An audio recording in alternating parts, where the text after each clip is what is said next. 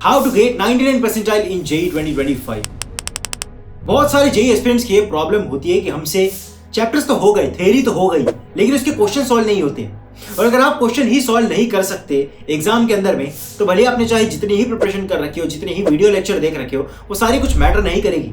और इसलिए इस वीडियो के अंदर में ये स्ट्रैटेजी डिस्कस करेंगे कि आपको एक एक चैप्टर को किस तरीके से अप टू मेंस लेवल तक प्रिपेयर करते जाना है। पूरे 4 महीने के दौरान आपकी सिर्फ यही स्ट्रैटेजी होनी चाहिए कि किसी भी एक पर्टिकुलर चैप्टर को अप टू मेंस लेवल तक प्रिपेयर करना है। जो स्टेप्स मैं आपको बताऊंगा उसके अकॉर्डिंग, और उसके बाद में वही सेम स्ट्रेटेजी आपको कॉपी पेस्ट करते जानी है बाकी सारे चैप्टर्स और बाकी सारे सब्जेक्ट्स के लिए। फर्स्ट ऑफ ऑल, इस समय पर किसी भी चैप्टर को बैकलॉग की तरह कंसीडर नहीं करना है। ये दिमाग से निकाल देना है कि हमारे कुछ बैकलॉग थे, हमारी 11th वेस्ट हुई थी जिसके कारण कुछ बैकलॉग बने थे। क्योंकि इस समय पर आपके पास अप्रोक्सीमेटली 4 महीने का समय है। इस दौरान आपके जितने चैप्टर्स बचे हुए हैं वो सारे चैप्टर्स आपको कंप्लीट करते जाने हैं।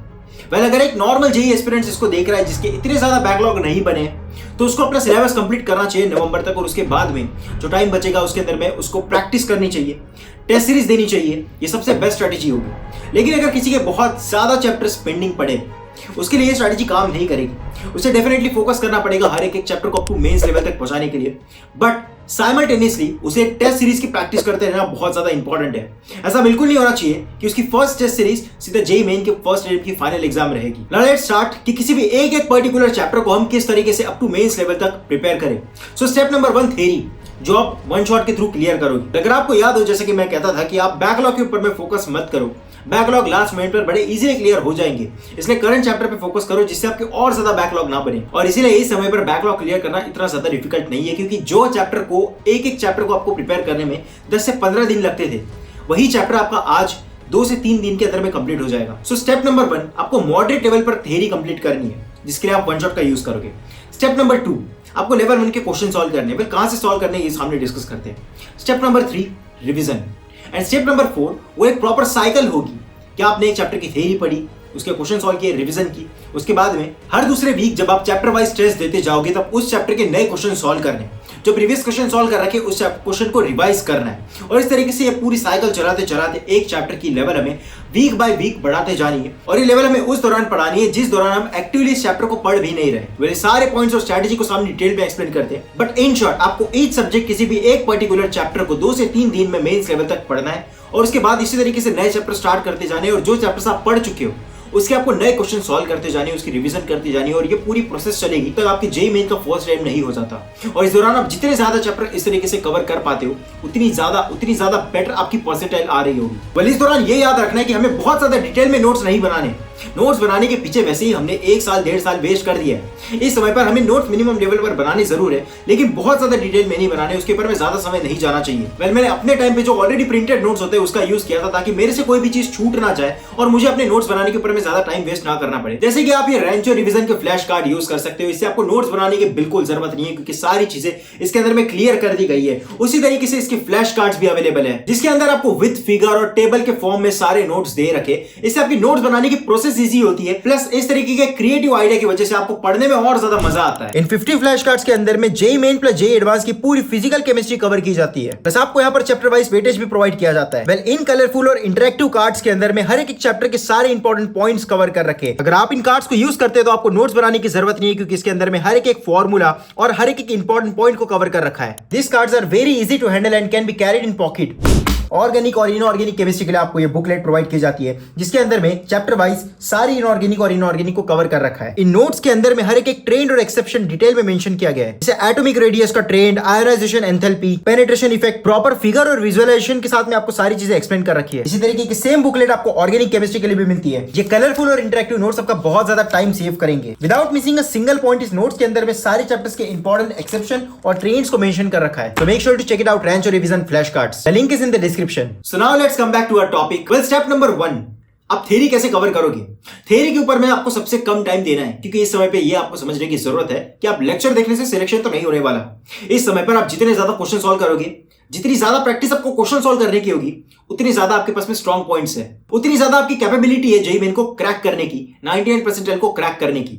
और इसलिए थ्योरी के लिए आपको वन शॉट देखने हैं। वन शॉट के अंदर भी ट्राई करो कि आप पहले पीडीएफ से पढ़ो। अगर आपने रफली वो चैप्टर को पहले कहीं पढ़ रखा है तो अगर आपने बोर्ड लेवल पर भी पढ़ रखा है तो ट्राई करो कि उस वन शॉट की आप पीडीएफ डाउनलोड करो और उस पीडीएफ से पढ़ना स्टार्ट करो। नोट्स बनाने की बिल्कुल जरूरत नहीं है, बहुत मिनिमम लेवल के ऊपर में नोट्स बनाओ, बस फॉर्मूलेज को हाईलाइट करते जाओ, कुछ इंपॉर्टेंट डेफिनेशंस या एक्सेप्शन जो होते हैं, शॉर्ट ट्रिक्स होते हैं, उसको हाईलाइट करते जाओ। बाकी नोट्स बनाने की जरूरत नहीं है, सीधा पीडीएफ डाउनलोड करो, पीडीएफ के थ्रू पढ़ना स्टार्ट करो, जो जो पॉइंट्स आपको आते हैं उसको जल्दी जल्दी पढ़ते जाओ। जिस पॉइंट पर आप अटक गए उस पॉइंट पर जाकर उस वन शॉट का वो पर्टिकुलर पार्ट देखो जिससे आपका टाइम बचेगा। अप्रोक्सीमेटली अगर 6 घंटे का कोई वन शॉट है तो 4 to 5 आवर्स के अंदर में वो वन शॉट कंप्लीट हो जाना चाहिए। बस ये स्ट्रेटजी कभी यूज मत करना कि आप 2x के ऊपर में करके देख रहे हो। अगर पहली बार आप किसी नए टॉपिक को पढ़ रहे हो, जैसे कोई एक पर्टिकुलर चैप्टर है, थर्मोडायनामिक्स हो गया फिजिक्स के अंदर में, जिसको आपने पहले नहीं पढ़ रखा, और आप उसको डायरेक्टली ये सोचते हो कि मैं 2x के ऊपर में पढ़ूंगा तो 6 घंटे का वन शॉट 3 घंटे में कंप्लीट हो जाएगा, ऐसा बिल्कुल नहीं होगा। उसको 7 से 8 घंटे लगे रहेंगे और ज्यादा। इसलिए अगर कोई भी आप नया टॉपिक पढ़ रहे हो उसको 2x पे देखने की जरूरत नहीं है, 1x पर ही देखना है, नॉर्मल स्पीड पर। वही अगर आपने कोई पर्टिकुलर टॉपिक पहले से पढ़ रखा है, आपको बस उसकी रिवीजन करनी है, तो आप उसको 2x के ऊपर में चलाकर अपना टाइम सेव कर सकते हो। वेल, ये हो गई थ्योरी, जो सबसे मिनिमम पार्ट रहेगा आपके पूरे प्रिपरेशन का। सेकंड नंबर पर आते हैं क्वेश्चंस। क्वेश्चंस पर आपको ये इस समय पर फोकस करना है, ज्यादा डिफिकल्ट रेफरेंस बुक के ऊपर में जाने की बिल्कुल जरूरत नहीं है। लेवल 1 क्वेश्चन ही हमारा फोकस होना चाहिए। मेंस के अंदर में अगर आपका स्कोर 200 के नीचे आ रहा है, आपको डिफिकल्ट रेफरेंस बुक के ऊपर में जाने की बिल्कुल जरूरत नहीं है, बिल्कुल ही जरूरत नहीं है। आप उसके बिना भी 99 परसेंटाइल इजीली ला सकते हो। इसलिए सबसे पहले फोकस करो इजी क्वेश्चन के ऊपर में, लेवल 1 क्वेश्चन के ऊपर में, किसी भी बुक, किसी भी रेफरेंस बुक, किसी भी मॉड्यूल के लेवल 1 क्वेश्चन के ऊपर में, क्योंकि ये आपके सारे कंसेप्ट्स या जो आपकी एप्लीकेशन होते हैं उसको बड़े अच्छे तरीके से क्लियर कर रहे होंगे। वेल, मैं सबसे पहले तो यही रिकमेंड करता हूं कि जितने वन शॉट के अंदर में आपको क्वेश्चन सॉल्व करा रखे हैं वो क्वेश्चन सबसे ज्यादा रेलेवेंट होंगे। अगर आपको उसकी डीपीपी दे रखी है, उस डीपीपी में दिए गए क्वेश्चन बहुत ज्यादा रेलेवेंट होंगे, पहले वो क्वेश्चन करो, उसके बाद में रेफरेंस बुक के लेवल 1 के ऊपर में हो, उस लेवल 1 क्वेश्चन को सॉल्व करो। अप्रोक्सीमेटली आपको 100 to 150 क्वेश्चन सॉल्व करना है ईच चैप्टर। अब उसके बाद आपको उसकी रिवीजन करनी है। जो भी पर्टिकुलर थ्योरी या क्वेश्चन आपने सॉल्व किए उसकी रिवीजन आपको सोने से पहले उसी पर्टिकुलर दिन में कंप्लीट करनी है, क्योंकि साइंटिफिकली अगर आप उस दिन में उसको रिवाइज नहीं करते हो तो अगले दिन आने तक आप 50% भूल चुके होते हो, और वो पर्टिकुलर वीक खत्म होने तक अगर आपने उस पर्टिकुलर कंसेप्ट को या चैप्टर को रिवाइज नहीं किया तो आपको उसका सिर्फ और सिर्फ लेस देन 10% याद रहता है। इसलिए रिवीजन सबसे ज्यादा इंपॉर्टेंट होगी। ऐसा ना हो कि कोई एक चैप्टर है जिसके हमने 11th या 12th के अंदर में 200, 300, 500 क्वेश्चन सॉल्व कर रखे एक एक चैप्टर के, और एग्जाम के एक दिन पहले तक हम उसे रिवाइज ही नहीं कर पाए, हर क्वेश्चन हमें नया लगने लगे और हम में और एक ऐसा जेईई एस्पिरेंट जो सिर्फ वीडियो लेक्चर देख के आए उसके बीच में कोई फर्क ही ना रहे। इसलिए रिवीजन सबसे ज्यादा इंपॉर्टेंट होगी। रिवीजन को एक प्रॉपर साइकिल में करने का ट्राई करें। जिस दिन पढ़ा उसके रात में हमें उसे रिवाइज करना है, नेक्स्ट डे कुछ भी पढ़ना स्टार्ट करने से पहले उसे रिवाइज करना है, फिर ऑल्टरनेट डे के ऊपर में रिवाइज करना है, फिर 2 दिन छोड़कर, फिर एवरी वीक। इस तरीके से हम उसे रिवाइज करते जाएंगे। ये ध्यान रखना है कि रिवीजन करते समय हम थ्योरी के ऊपर में ज्यादा फोकस ना करें, क्वेश्चन के ऊपर में करें।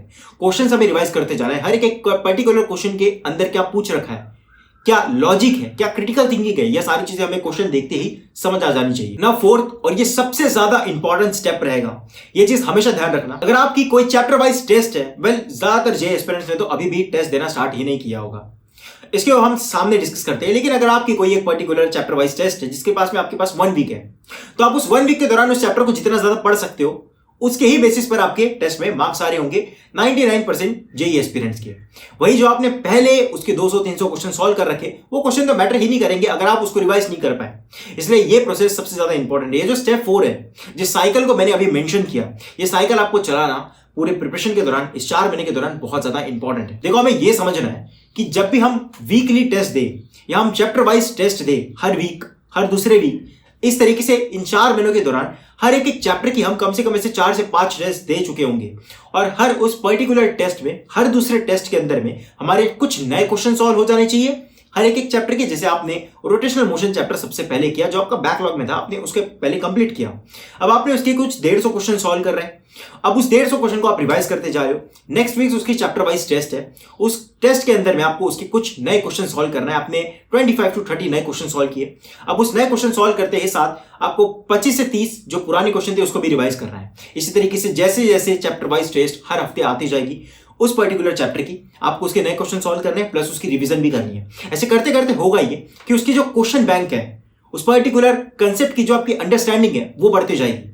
और इवेंचुअली आपकी उसकी रिवीजन तक होती जाएगी और इस तरीके से वो चैप्टर की लेवल हर वीक बाय वीक बढ़ते जाएगी और साइमल्टेनियसली आप नए चैप्टर भी प्रिपेयर कर रहे हो। तो ये साइकिल आप जितनी लंबी ज्यादा चलाओगे, आप जितने ज्यादा चैप्टर इस साइकिल के अंदर में कवर करने का ट्राई करोगे, आपका स्कोर उतना ज्यादा बेटर होगा पूरे जेईई मेन के अंदर में। वेल, ये स्ट्रैटेजी एक शॉर्ट स्ट्रैटेजी है जिसके थ्रू आपका स्कोर आना डेफिनेटली पक्का है। अगर आप इसको इफेक्टिवली फॉलो कर लेते हो इन 4 महीनों के दौरान, ट्रस्ट में 99% इजीली आ जाएगी आपका टारगेट। उसके बाद जेईई एडवांस होना चाहिए। बस 4 स्टेप फिर से मैं आपको समराइज कर दूं। स्टेप नंबर 1 थ्योरी, जिसके ऊपर में हमारा सबसे कम फोकस होगा, और ऐसा भी नहीं करना है कि हम थ्योरी को कंप्लीटली इग्नोर कर रहे हैं, क्योंकि थ्योरी इंपॉर्टेंट होगी एप्लीकेशन बेस्ड क्वेश्चन सॉल्व करने के लिए। Step number 2 level 1 question, at least 100 से 150 क्वेश्चन जो वाइड वेराइटी में सारे टॉपिक की एप्लीकेशन एटलीस्ट कवर कर ले। डिफिकल्ट लेवल के ऊपर में जाने की अभी जरूरत नहीं है। अगर एक पेपर आपका 300 मार्क का आ रहा है, उसके अंदर में 250 to 260 मार्क के इजी या मॉडरेट लेवल के क्वेश्चन ही होंगे। वो बस 50 से 40 मार्क के क्वेश्चन ऐसे होंगे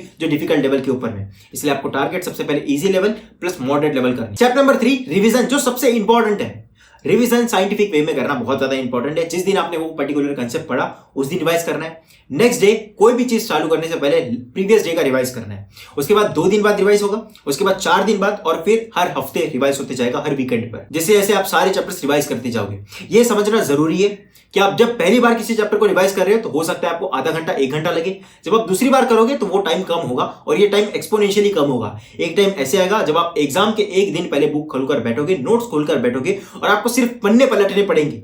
वो 25 क्वेश्चन का सेट देखते ही आपको ये ध्यान आ जाएगा, ये दिमाग में आ जाएगा कि हर एक क्वेश्चन में क्या पूछा गया था, कौन सी एप्लीकेशन लगी थी, कैसी एफबीडी बनी थी, क्या क्रिटिकल थिंकिंग थी इसके अंदर में। हर एक पॉइंट आपको सिर्फ देखते ही याद आएगा, पढ़ने की भी जरूरत नहीं पड़ेगी। इस तरीके से आपकी रिवीजन होनी चाहिए। इतने बार आपने उसको रिवाइज कर रखा होना चाहिए। स्टेप नंबर 4 किसी भी पर्टिकुलर चैप्टर को करके भूल नहीं जाना है। उसकी नए क्वेश्चन सॉल्व होते रहने चाहिए। उसके 20 या 25 हर वीक नए क्वेश्चन सॉल्व होते रहने चाहिए जो क्वेश्चन आपने पहले सॉल्व नहीं कर रखे।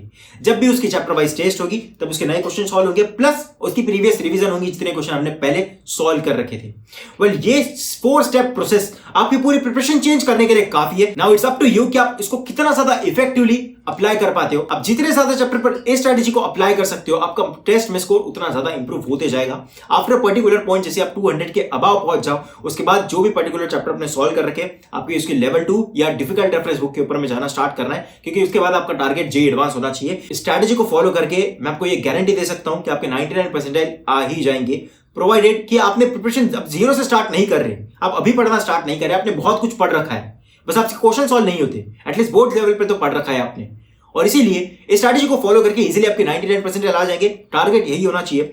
फर्स्ट अटेम्प्ट लास्ट अटेम्प्ट है, उसके बाद हम जेईई मेन पे फोकस नहीं करने वाले। फर्स्ट अटेम्प्ट के अंदर में जो परसेंटाइल आएगी वो आएगी, 99% ही आएगी। अगर हमने स्ट्रैटेजी को इफेक्टिवली फॉलो किया तो वही हमारा टारगेट होना चाहिए। उसके बाद हम बाकी जेईई एस्पिरेंट्स की तरह सेकंड अटेम्प्ट पे फोकस नहीं करेंगे, उसके बाद हम सीधा एडवांस पे फोकस करेंगे, जिससे हमें एडिशनली 2 मंथ एक्स्ट्रा मिलेंगे as compare to other JEE aspirants. और जैसे कि मैं हमेशा मेंशन करता हूं, एडवांस में मेंस के कंपैरिजन में कंपटीशन कम होगा, क्योंकि ज्यादातर जेईई एस्पिरेंट्स फर्स्ट अटेम्प्ट के होने के बाद सेकंड अटेम्प्ट पे फोकस करेंगे और फिर एडवांस के लिए सिर्फ 28 दिन बचेंगे। और इसलिए जो लोग पहले से प्रिपेयर करते आए हैं, जो 8, 9, 10 स्टैंडर्ड से पढ़ रहे हैं, जो 11, 12 से ही जिनके कोचिंग में बहुत अच्छा स्कोर चल रहा है, सिर्फ वही कंपटीशन में होंगे। और इसलिए ये ध्यान में रखना है कि फर्स्ट अटेम्प्ट होते ही हमारा टारगेट सिर्फ और सिर्फ जेईई एडवांस होना चाहिए। So I hope this video will help you. This is Dheeraj from IIT Madras signing of.